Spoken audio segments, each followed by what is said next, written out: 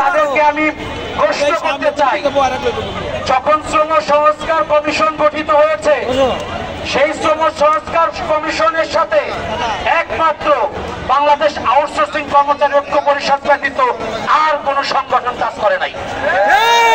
আমি চ্যালেঞ্জ দিয়ে আপনাদের বলতে পারি, তারা যদি প্রমাণ দিতে পারে, তারা বিন্দু মাত্র প্রমাণ দিতে পারবে না। আরেকটা জিনিস আপনাদেরকে বলি, যখন শ্রম আইন সংস্কার হবে, সেই শ্রম আইন সংস্কার যখন হবে আমরা শুনলাম, তখন শ্রম মন্ত্রণালয়ে আমরা কাজ করা শুরু করলাম এবং তাদের ডিসিসি মেম্বার গঠিত হলো শ্রম আইন সংশোধন করার জন্য। তখন আমরা কি করলাম, আমরা যখন দেখলাম যে আমরা সালার এই দেশের রোহিঙ্গা, না আমরা কর্মকর্তা না কর্মচারী নাকি আমরা শ্রমিক, আমরা তো আউটসোর্সিং কোনো কাতারেই পড়ি না, এটা আমাদের মাথা নষ্ট হয়ে গেল। তাহলে কি করতে হবে? তখন আমরা কি করলাম, আমরা আইএলওকে চিঠি দিলাম, বাংলাদেশ আউটসোর্সিং কর্মচারী ঐক্য পরিষদ থেকে।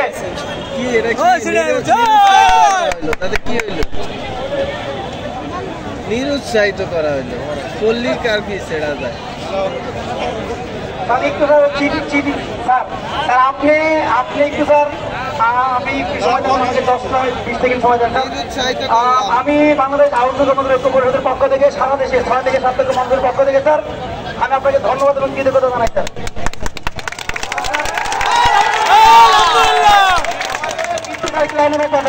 লাইনে আছেন আমাদের রামনাথ জোনের যে ডিসি স্যার, আমাদের সকল প্রিয় মাসুদ স্যার আছেন লাইনে, ধন্যবাদ জানাই।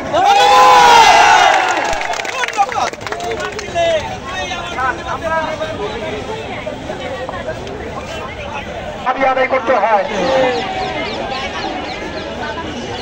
রাষ্ট্রটা বাতিল না হবে যেই পর্যন্ত আপনাদের দাবি পূর্ণ দাবি আমরা পাইয়ে দিতে না পারবো, সেই পর্যন্ত বাংলাদেশ আউটসোর্সিং কর্মচারী ঐক্য পরিষদ রাজপথে আপনাদের নিয়ে আন্দোলন সংগ্রাম করে যাবে।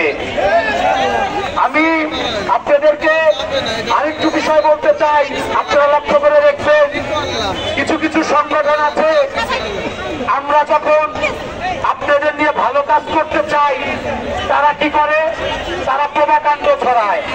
আপনারা সেই প্রভাকাণ্ডে বিশ্বাস করবেন না, আপনারা বাংলাদেশ আউটসোর্সিং কর্মচারী ঐক্য পরিষদের পাশে থাকবেন, বাংলাদেশ আউটসোর্সিং কর্মচারী ঐক্য পরিষদ হাতকে শক্তিশালী করবেন, আপনারা রফিক ভাইয়ের হাতকে শক্তিশালী করবেন, সাগর ভাইয়ের হাতকে শক্তিশালী করবেন। আমি এই বলে আমার বক্তব্য শেষ করছি এবং আশা করছি যে আমরা যে চিঠিটা আমাদেরকে বলেছে 1 ঘন্টার মধ্যে আপনাদের এটা দিয়ে দেব, আমরা এই চিঠি নিয়েই আমরা ফিরব। যদি চিঠি আমরা না পাই তাহলে আমরা এখান থেকে যাব না। আপনারা সবাই আছেন তো?